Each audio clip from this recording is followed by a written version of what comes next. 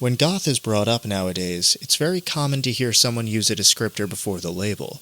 You'll often hear things like trad goth or whimsy goth, as though the word goth isn't specific enough by itself. You'll even see other subcultures get pulled into the shadow of goth instead of being quickly explained as their own things. I briefly alluded to this in the previous video, but I now feel the need to expand and elaborate on the topic of goth types. The best way to start this is by answering two questions. What is it, and why did it get where it is now? While you might think it's more of a recent idea to categorize goths as if we were different types of sharks, it's been around for longer than you may realize. We'll start with the most famous example by going back to the early 2000s with an artist calling herself Trelia. She drew a series of profiles that chronicled the different stereotypes of people you might have met in a goth club at the time. Some of these are more relevant today than others, and until the late 2010s, Trelia updated her portfolio with more of her goth-type profiles to keep up with the times. Trelia's work, while the most widespread, wasn't the first or only one to showcase the idea. One instance was featured in the Goth Code, a customizable profile feature from the early internet aimed at helping goths express themselves in online forums.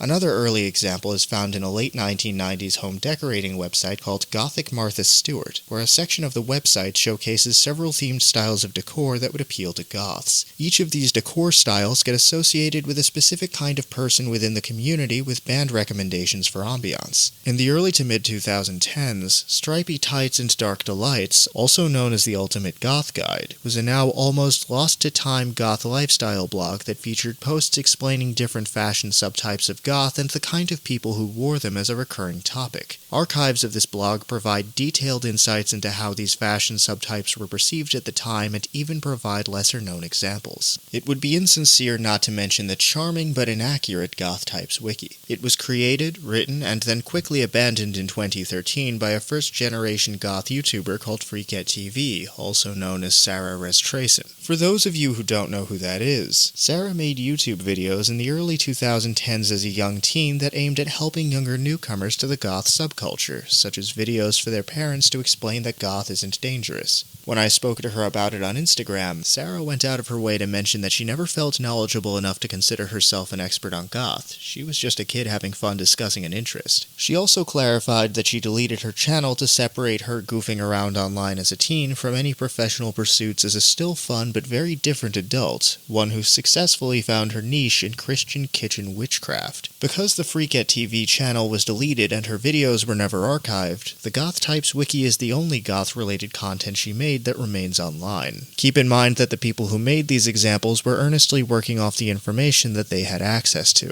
Reliable information about goth online went from easy to find on web rings in the late 1990s to increasingly scarce by the mid-2000s. Outside of the internet, the few books coming out about goth often had conflicting information. The helpful books were either under-promoted gems or too academic for most people, and they were all outsold by books that were unhelpful but more easily accessible. The more commercially successful books only confused their readers further after the goth community had already taken a critical social hit. Beloved goth magazines like Propaganda and Carpe Noctem that shaped the cultural landscape of goth in the 1990s were already out of publication by that point. All of those things created a situation where the online trend of micro-categorizing the entire subculture into goth types wound up looking like helpful information to the next generation of goths, who usually didn't have mentors around to guide them, let alone bring them in on the joke. This gave goth types enough of an air of legitimacy that there are now people making content showcasing a joke without an ounce of humor as of this recording. And so with our what and why established, that brings us back to here and now. So with my own lived experience, as well as carefully gathered information in mind, I'll use the goth types as a loose guideline to examine some of goth fashion's greatest hits, as well as pointing out how to tell the difference between goths and a few other groups that usually get mixed up with us. Some of the aesthetics that I'll discuss have some crossover outside of goth, while others are primarily exclusive to goth. With nothing but the utmost respect for these other groups, let's dive in.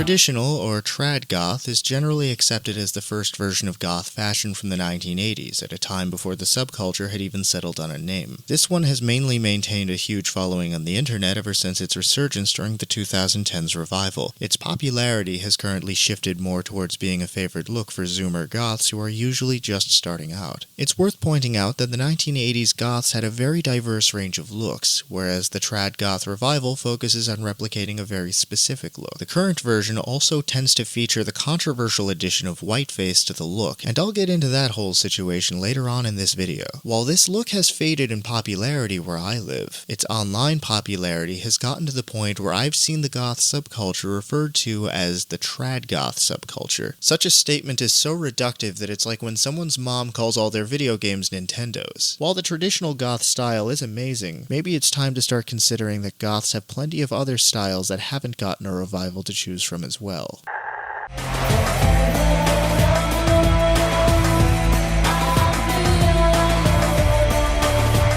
Romantic goth was so popular for the goth subculture in the 1990s that it's practically synonymous with the decade. The works of Anne Rice, the models of Propaganda magazine, and the introspective lyrics found in much of the goth music of the time created this look. This particular style is basically a fusion of a standard 90s goth outfit with elements of idealized historical fashion rather than trying to primarily draw from real historical fashion. One could go as far as to say that romantic goth visually resembles a more modernized take on vampire goth, but without the fangs or the role-playing at nightclubs. While plenty of elder goths who stuck around from the height of goth's success still rock this look, there has unfortunately yet to be a renewed surge of interest in romantic goth the way that 80s goth had in recent years.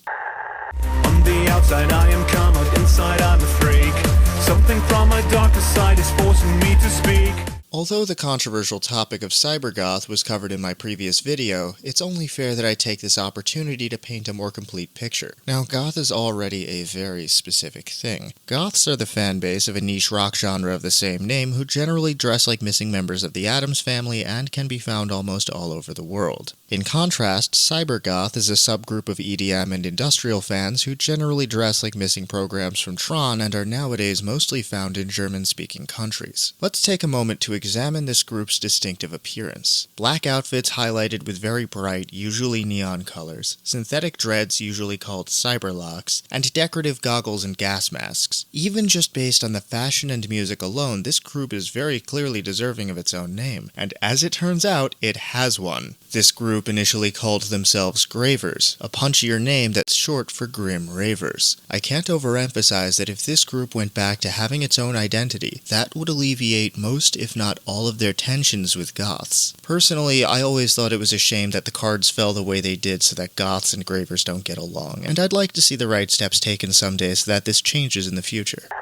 Something shifted, I fell outside the lines. While it may come as a surprise, the concept of hippie goth has a pre-existing link to goth's history. Many of the goth genre's pioneers, including The Mission, Love and Rockets, Dead Can Dance, and especially Susie and the Banshees, made their music sound otherworldly with a macro dose of psychedelic rock. Somehow that connection never really clicked for enough goths for this to be experimented with outside of fashion until very recently. As the name hippie goth suggests, it combines hippie fashion with a surprisingly compatible goth twist. Identifying features include flowy garments made of natural materials, bandanas, large, often oversized sunglasses, jewel-toned colors should any appear, and wide-brimmed hats. The best possible frame of reference is Wayne Hussey of The Mission, who has actually described himself as a goth hippie in the past. Halfway through the 2010s, both goth and psychedelic rock had similarly timed revivals that, intentionally or not, have been occasionally experimenting with each other's sounds with increasingly high frequency as time goes on. A few psychedelic rock bands that could easily take a chance and find new fans in goths include New Candies, Las Historias, Man of Moon, and the Dharma Chain. So if this renewed pattern of goth psychedelia starts ramping up, it may be the next step in taking the genre's sound in fresh directions while opening a new door for more people to join the fun in the near future.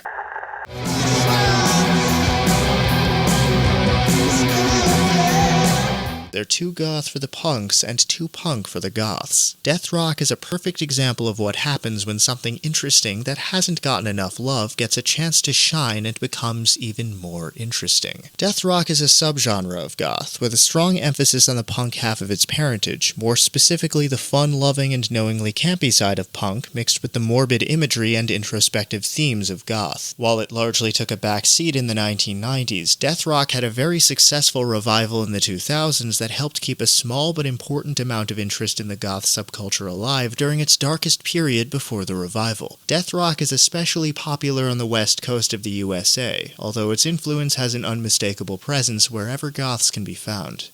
Watch the time go by. A goth who has to deal with a dress code for whatever reason will sometimes find a workaround, and that's where the awkwardly nicknamed corp goth concept comes in. Take a strict dress code, dress in a comfortably spooky way without technically breaking any rules, and proceed as usual. It's a win-win situation if pulled off successfully. It goes without saying, but you're only going to see this one around if you're either a goth in a dress code situation or you actively know one who figured out a workaround. But with all that said, not every situation is going to have a workaround, and there's no shame in not finding one. Dressing differently for an unavoidable situation and living your life doesn't make you any less goth because clothes don't measure how goth you are. You never know if anyone from your doctor to your high school principal could also be into it. And I look into your eyes, and I wanna scream.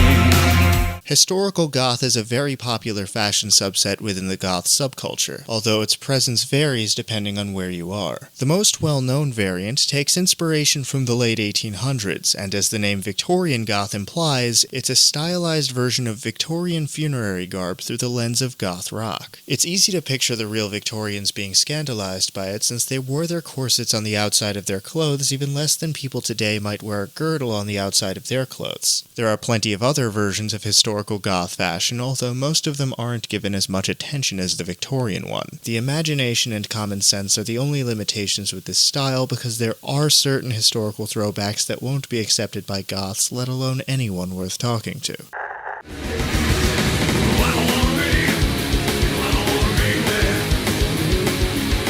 I could just cut this short and say that goth and metal are as different as bell peppers and habaneros, but let's have some nuance. There is some crossover in membership between the goth and metal communities, just like how there are people out there who enjoy both bell peppers and habaneros. Metal musicians like Peter Steele and Vile Vallow have famously had a deep love and respect for goth, which has influenced their otherwise not goth music. When it comes to fashion, metal has plenty of looks that make itself distinct. While nobody can earnestly say that Oakley Dokley or Twisted Sister look goth, the fashion on the metal spectrum is diverse enough that some types do earnestly get mistaken for goth. The ones this happens to most often are black metal and, although many metalheads consider it another genre entirely, nu metal. Nu metal fans are often seen wearing trip pants and or shorts, studded bracelets and chokers, edgy t-shirts, hair that's often spiked or braided, and as many chains as can fit on one's outfit. Nu metal fashion often draws influence from both hip-hop and skater cultures. For more on nu metal and its fans, I covered them quite extensively in my previous video. Fans of black metal can usually be spotted with long hair, heavily customized jackets often referred to as battle jackets, apparel with the signature black metal lettering, and as many spikes and studs as can fit on one's outfit. While discussing black metal getting mixed up with goth visually, I really need to point out an elephant in the room: corpse paint. There seems to be a general misconception that black metal is the same as goth due to a vague visual resemblance between corpse paint and goth makeup. This has resulted in a lot of younger goths believing many misconceptions, namely that corpse paint is a part of goth fashion. I can certainly understand why someone might think that, and it's not something that goths aren't allowed to do. With that said, goth fashion is meant to look glamorously undead, not Caucasian or clown white regardless of race, just an undead-looking version of your own skin tone. While goth pioneers like Nick Fiend and Ollie Wisdom wore whiteface as part of their stage makeup in the early 1980s, it was never meant to be encouraged for everyday wear. Goths of all ethnicities have done it regardless, although many find the practice controversial. Black metal fans, or at least the ones who like corpse paint, use it to imitate the look of a rotting corpse. Goth makeup often has its roots in early 20th century performers and 1970s punks, and has the occasional spot of color. Corpse paint, on the other hand, is stark white with blackened eye sockets and lips, featuring twisted, gnarled lines resembling the roots of a tree. This visual mix-up is most likely why two prominent things have come about. Younger goths drawing tattoo-esque designs into white-faced makeup, and on a more serious note, the unfortunate misconception of goths having the same widespread neo-Nazi problem that black metal does. Let's make something clear. Goth does not share that specific problem. It does have unaddressed problems, believe me, but Nazism is not one of them. The goth community has always been a progressive one that welcomes marginalized groups and has no room for bigotry. Anyone who says otherwise can kindly fuck off. A great example of this is the downfall of a goth band called Sansombra. When evidence came to light that their singer, Brandon Pybus, joined a neo-Confederate organization, that band went from being featured in magazines and touring regularly to persona non grata within the subculture as soon as this was confirmed. I sincerely hope the day will come when all of the black metal community can say the same about bigotry. As of this recording, their main lines of defense are red and anarchist black metal. Vindicated, I am selfish, I am wrong! And here we are back to talking about emos. I discussed how and why the two started being confused for each other in my previous video, but now I'd like to take the time to point out more of the visual differences between goths and emos. While goth fashion generally ignores whatever is considered trendy in favor of a more insular style, emo fashion is more of a darker and edgier inversion of whatever fashion is trendy at the time. During the 1980s, goths did something similar by taking elements of mainstream fashion and giving it a darker twist, but this was largely abandoned by the 1990s. Emos had initially gained their edgier style during their rise in popularity in the 2000s, initially wearing something closer to modern geek chic. Outsiders will often call goths and emos the same thing because both groups are fond of black. Now, putting aside whether priests and nuns are suddenly emo by this logic, an all-black wardrobe isn't something that emos exclusively stick to. Shades of grey and bright colors have been a staple of emo fashion ever since their boom in popularity. Another quick identifier is their love of wearing as much fandom merchandise, usually anime-related, as can fit on one's outfit. When visual differences don't do the trick, social behavior is usually a dead giveaway. Goths are more likely to behave like eccentric nerds, whereas emos are more likely to behave like theater kids. While the two groups have surface-level similarities, they are different enough that calling them the same thing is like saying that Nathan Lane sounds exactly like Gilbert Gottfried. Hook 'em, buck 'em, cook 'em. Now! I'm freezing my nuts off!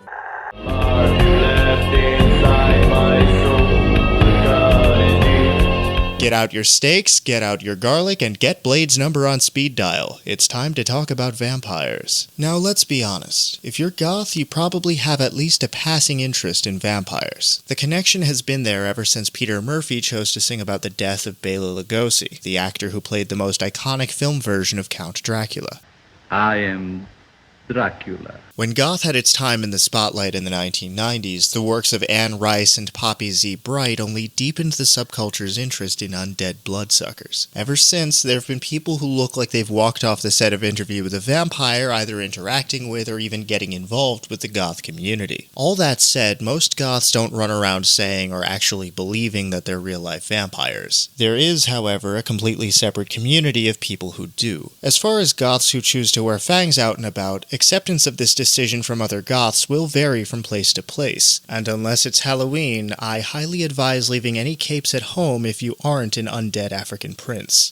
Just glue some gears on it and call it steampunk. If cybergoth is a look into an alternate future, steampunk is the most likely origin of that timeline. Just like cyberpunk, steampunk is not a subtype of punk, and despite the done-to-death jokes about steampunk being goths in brown, it isn't a variant of goth either. Steampunk is a science fiction genre with a simple but creative premise, an alternate version of the 1800s where steam power drove technological advancement instead of electricity. eccentricity, which here leads to whimsical and adventurous results instead of the harsh realities of the Industrial Revolution. It mainly has a strong following among the geek and anime communities. Steampunk happened to have a burst of popularity in the mainstream in the early 2010s, the same time that Victorian goth was having its heyday. This rather understandably caused the public to assume that goth and steampunk were the same thing. But unlike goth fashion, steampunk fashion is rarely found in day-to-day life since it's usually treated by its wearers as high-end cosplay. That's why it's mostly found in festivals and conventions, and why it's so common to see things like leather masks and prop weaponry as accessories. Goth fashion, on the other hand, is treated as day-to-day clothing outside of club or festival wear, and doesn't accessorize weaponry. Steampunk does have music that gets associated with it, such as Abney Park, The Cog is Dead, and Steam-Powered Giraffe, although steampunk is not inseparably rooted in its music like goth is. Perhaps the day will come when steampunk gets widespread attention once again, but hopefully on its own merits.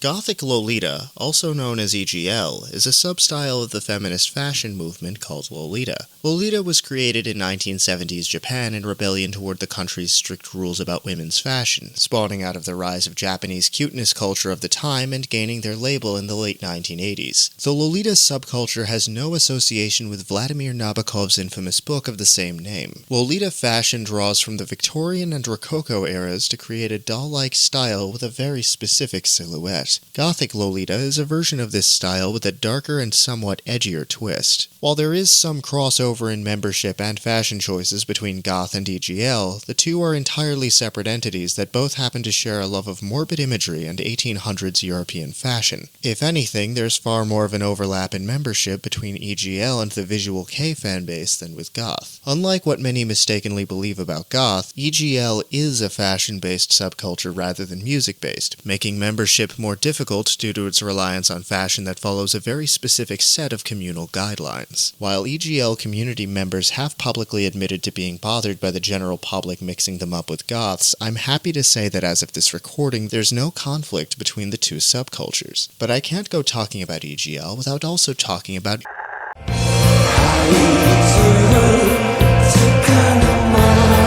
Visual Kei, or VK for short, is a Japanese music-based subculture influenced by glam rock, hair metal, and the new romantic movement to create something altogether different. VK is one of the most commonly conflated groups with goth, which is primarily due to its fashion. While VK bands often commission themed clothing to stand out and give their fans a creative reference for their own outfits, there are certain visual cues that they all follow. Visual Kei fashion places a lot of emphasis on androgyny, asymmetrical garments, excessive amounts of zippers, bondage accessories, and as many graphic designs as can fit on one's outfit. The VK fanbase doesn't have a communally accepted label to identify with in English-speaking countries, especially since the Japanese name sounds like something very different in English. VK is the dominant group of alternatively dressed rockers in Japan, which is why many will often say that it's Japan's equivalent of goth. But a music-based subculture like goth doesn't accurately reflect the nature of VK as a movement or of its fan culture, neither of which really have a Western equivalent to compare it to.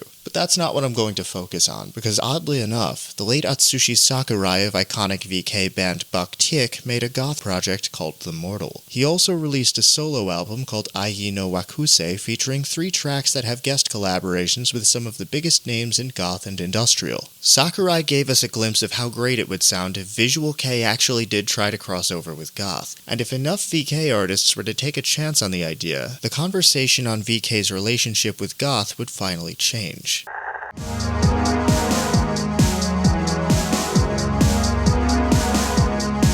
Before I wrap up this video, I wanted to give the floor to someone who should by all means be a part of the conversation on goth types. So now, for the first time in her own words, an interview with Trelia. How did you come up with the goth types? Was it with tongue firmly in cheek, or maybe based on some in-joke with friends? Well, it wasn't a particularly original idea.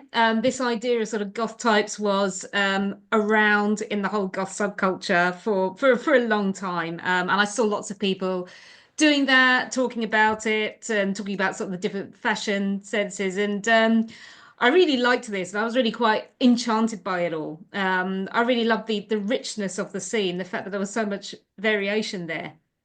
And at the time, I was drawing these little cartoons, which I called music critters, which were basically asking, what if music genres and their fans were like little creatures? So there's some examples of their, well, on DeviantArt. I think they're still there. And as I really loved sort of goth fashion and music, it was just a matter of time before I started doing kind of more goth focused ones. And yeah, I really enjoyed it. They really took off. People really like these little drawings, and the little descriptions that I put with them. So yeah, that just encouraged me to do more and more and more of them, and it sort of got a bit out of control. Did the mindset of making each profile over the years stay the same, or did your views on how seriously you did or didn't take it change? I think I always did it slightly tongue in cheek. I mean, hopefully some of that comes through. I didn't want it to be dead serious, but also, like all kind of parodies and tongue in cheek looks, it comes from a lot of love. It comes from a place of love and respect. So yeah, and that's the same kind of how I feel about goth. It's something to love and feel inspired by, but it's not something that you need to take too seriously. It is just it is a fun aesthetic and lifestyle and music. But yeah, I think it's something to have fun with. And I think that is goth. That's the great thing about it, is that even though it looks quite dark and gloomy on the outside, it is a way of escaping the more serious side of life. That's about entertainment, as I said, fashion and music, and of course the literature and the art as well. And I don't think my views on that have changed much. Do you have any personal favorites among the goth type profiles? Are there any that in hindsight you would do differently? It's really hard to say which ones I like best. I was looking through them all, and I was thinking, which one did I like best?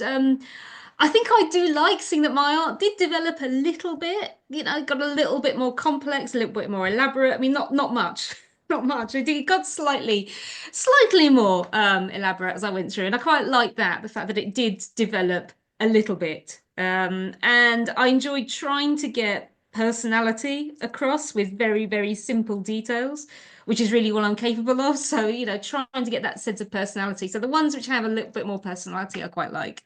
I think what I would definitely do differently had I started this out first time would reflect more diversity. I mean, notably, all these goth characters I've done are white.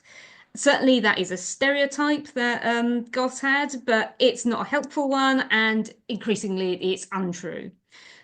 So when I did another little series, a sort of goth zodiac series, I tried to give all of them a sort of a variety of different skin tones, just to try and sort of show more diversity in it. And I got to use a lot more color on the outfits as well. How would you describe your experience with the goth subculture overall, as well as perhaps your best memory associated with it? Oh, it's definitely been a real positive, something I've really enjoyed. Just enjoyed exploring and everything. Everyone's got something that they have for healthy escapism, and goths just happen to be mine.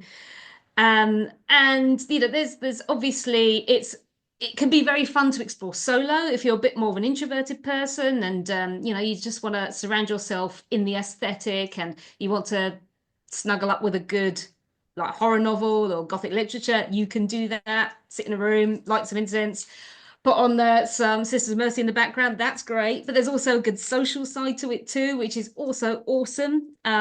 So some of my best memories probably are about the social side. Seeing Susie Sue perform in a really small venue in Bristol. That's a city in England, as you probably guessed. That was amazing. That was when she just released her Manta Ray album, and it was quite a small venue, quite intimate. So actually seeing the legend Susie perform was incredible. So then there was also a Fields of the Nephilim gig that I went to, and that's quite special to me because the friend I went with, she's now sadly passed. She died a few years ago, and so I've just got that memory's become all the more precious that we went to see Fields of the Nephilim together. And yeah, so and as I said, just so many good nights, just dancing around to Sisters of Mercy, The Cure, at various goth nights. So yeah. It's been a lot of fun. While it's not impossible to see outsiders in goth spaces on rare occasions, why did you include other subcultures instead of making one-off subculture profiles for them? Was it just about categorizing any kind of people who might have been seen in goth spaces at the time? of. I also think that there is a lot of overlap. I think that most people, I don't know whether this is more typical of the UK scene, but people tend to have a fairly eclectic approach to goth very often. There's not that many people who are purists, I think. I think a lot of people will mix, and certainly some subcultures have mixed more than others with goth. I think there's always been a bit of an overlap with that metal with goth and metal cultures. Like aesthetically, they can look very similar. And there's definitely I've met many sort of very trad goths who also like Cradle of Filth. And the same with like Visual K is almost Japan's sort of looking at goth and kind of putting its own spin on it. So yeah, I wanted to explore all the different parts that where goth has sort of touched on. I'm sure if I was to revisit this series, there's even more I could do. I think that this whole kind of remix culture has gotten even stronger. I think that young people now actually are experimenting a lot more with mixing different styles up and mixing different subcultures. I think it's great. I think that there's a lot of really creative potential there, and it's good to see these different things being sort of merged together. So yeah, it's quite exciting. What do you think of Goth's revival that started roughly a decade ago? Do you think that amidst all the disagreements and confusion that something like Goth types makes it easier or at least less overwhelming for a newcomer to navigate the community? Oh my goodness. Well, I hope it doesn't do the opposite of making people take, if I'm a bit worried if people do take them seriously and think, oh my goodness, I have to be a particular type of goth and fit into this, and I can only wear this and only listen to this music. I really hope nobody out there has taken them too seriously. I hope people can see the humor in them. If it has meant that it's inspired people to sort of look at different styles, then that's great. And also, I think I wrote a lot about the music as well, that sort of kind of is associated with particular scenes. If that's inspired people to go, oh, I'll go and check out that band, then great. That's what I want. It's like, I really hope that people look at all these different styles and feel inspired by them, not constrained by them. Will you ever make a comeback to these profiles, or would you consider your work on anything goth-related complete? But with those, I mean, there's some practical reasons why I don't think I will. One is that these were all done using a rather dodgy Russian copy of Photoshop on the CD. I don't know how legal it was. But now everything is subscription based. I suppose there is more maybe free software out there that I could use. I mean, I didn't exactly use all of Photoshop's potential to create these. They're pretty simple. But the fact is, I can't even open the original art files. I don't have anything that's capable of opening a Photoshop file. So on a practical level, I'm not sure if I can revisit them. I don't do so much art anymore, particularly digital art. And my goodness, the digital art scene has moved on so much. And I haven't, in terms of the skills you need to do, good art these days. And there's far more talented young artists out there, and it's definitely their time to shine. While there are obviously people in the goth subculture who dress in many of the ways I've showcased, it's rare to find those microlabels being used as an identity in the real-life goth community. Part of the fun of goth fashion in the first place is personalizing it with your own tastes and ideas. So for many of us, the simple descriptor of goth works perfectly fine. Having a bold and widely recognized name is a big part of the appeal that a lot of other niche interest groups lack. Going into something new is usually overwhelming, and so it's difficult enough trying to find the place where you're comfortable in it on top of other people constantly asking you what your deal is. One big reason why the word goth is so commonly misapplied to other groups is because that label, with all its familiarity, is seen as an easy way out of all the constant explanations. But because of that, the differences between these groups get ignored instead of celebrated or even explained. All of those other groups are already so successful and unique that trying to force the goth label on them is like feeding those graham cracker Scooby snacks to your dog because they look like milk bones. I won't pretend like I don't understand why people mix up alternative groups, because the differences are only obvious to those involved, not to mention that the general public hasn't been given a good explanation yet. Realistically speaking, even the simplest explanations are still only going to get through to people who are actually willing to learn. Ironically enough, goth is much smaller than most of these other groups, despite what all of this mislabeling would make it appear. But just because something isn't goth, that doesn't mean it isn't cool or that a goth can't enjoy it. Everyone is unique and other interests are inevitable. The color black and experimenting with fashion aren't exclusive to goths. We just use it to signal our interest in that genre. Intentionally or not, pushing a narrative saying otherwise makes things unnecessarily confusing. And this doesn't just go for Goth. All those other groups are worthy of their own names. They require nothing more than enjoying the common interest they're named after in order to qualify as a member. So why not proudly embrace that thing you love and encourage others to try it?